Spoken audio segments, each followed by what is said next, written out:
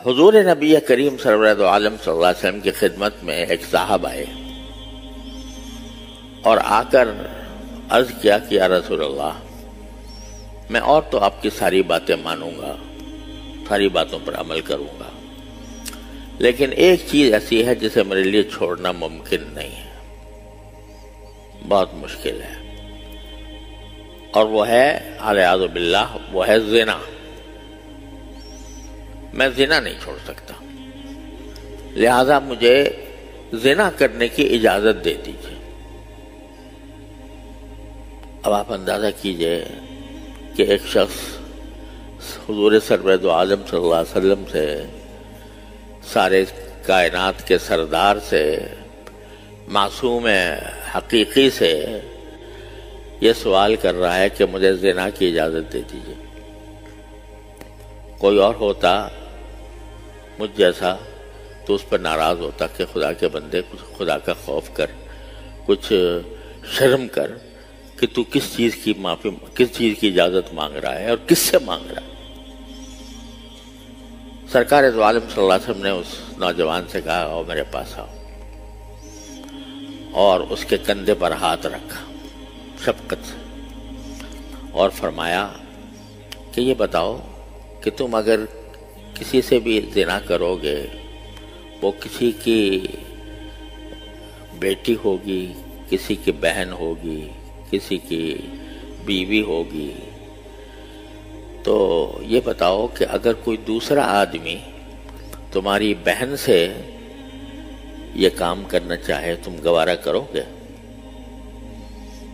تم اجازت دو گے؟ اگر تم سے کوئی آ کر یہ کہے کہ بھئی میں تمہاری بہن سے زنا کرنا چاہتا ہوں، تو بتاؤ تم اجازت دو گے؟ تمہارے دل پہ کیا گزرے گی؟ اس نے کہا یا رسول اللہ میں اس کی تو اجازت نہیں دے سکتا اس کو۔ کہا کہ اچھا اگر کوئی آدمی تمہارے پاس آئے اور کہے کہ میں تمہاری بیٹی سے زنا کرنا چاہتا ہوں اور بیٹی سے میں زنا کرنے کی مجھے اجازت دے دو، اور وہ یہ کہے کہ جی میرا دل مچل رہا ہے، میں اس کے بغیر رہ نہیں سکتا، اور جب تک کہ میں تمہاری بیٹی سے زنا نہیں کر لوں گا مجھے چین نہیں آئے گا، اگر کوئی آدمی تم سے آ کر یہ کہے تو تم اجازت دے دو گے؟ تو کہنے لگا جی یا رسول اللہ میں تو اجازت نہیں دوں گا۔ کہا کہ اچھا بتاؤ تمہاری ماں سے اگر کوئی یہ بات کرے اس کی اجازت دو گے؟ 3-4 رشتے گنا دیے رسول کریم صلی اللہ علیہ وسلم نے، اور فرمایا کہ ان سے اگر کوئی تم سے زنا کی اجازت مانگے تو کیا ہوگا؟ اور پھر آپ نے فرمایا کہ خدا کے بندے تم جس سے بھی کرو گے، وہ یا کسی کی ماں ہوگی، کسی کی بہن ہوگی، کسی کی بیٹی ہوگی، اور کسی کی کوئی اور رشتہ دار ہوگی، جب تم اپنے رشتہ داروں سے یہ کام کرنے کو گوارا نہیں کرتے تو تم دوسروں کی بہنوں سے، دوسروں کی بیٹیوں سے، دوسروں کی ماں سے یہ کام کرو گے؟ تو وہ شخص جو ہے فوراً پسیج گیا اور کہا کہ یا رسول اللہ آپ نے آج میری آنکھیں کھول دیں، اور اب انشاءاللہ آئندہ مجھ سے گناہ نہیں ہوگا۔ آپ اندازہ کیجئے اس پاک باز ہستی سے ایک آدمی اتنا ذلیل گناہ کا مطالبہ کر رہا ہے۔ سرکار دو عالم صلی اللہ علیہ وسلم نے اس کو دھکے نہیں دیے کہ بھاگ جائے یہاں سے، اس کو بلا کر اس کے کندھے پر ہاتھ رکھا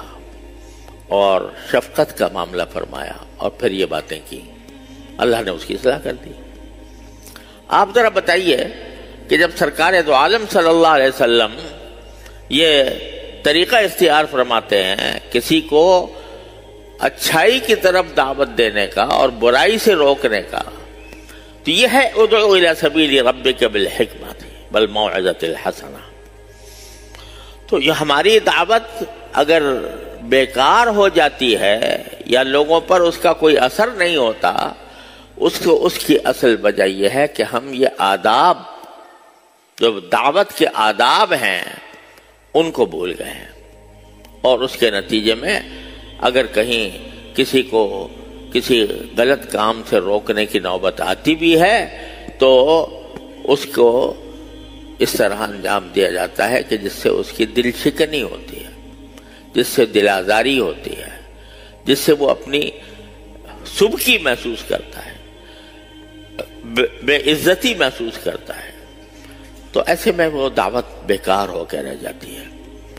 اس لیے اللہ تعالیٰ نے حکم یہ دیا ادعو الی سبیل ربک بالحکمہ،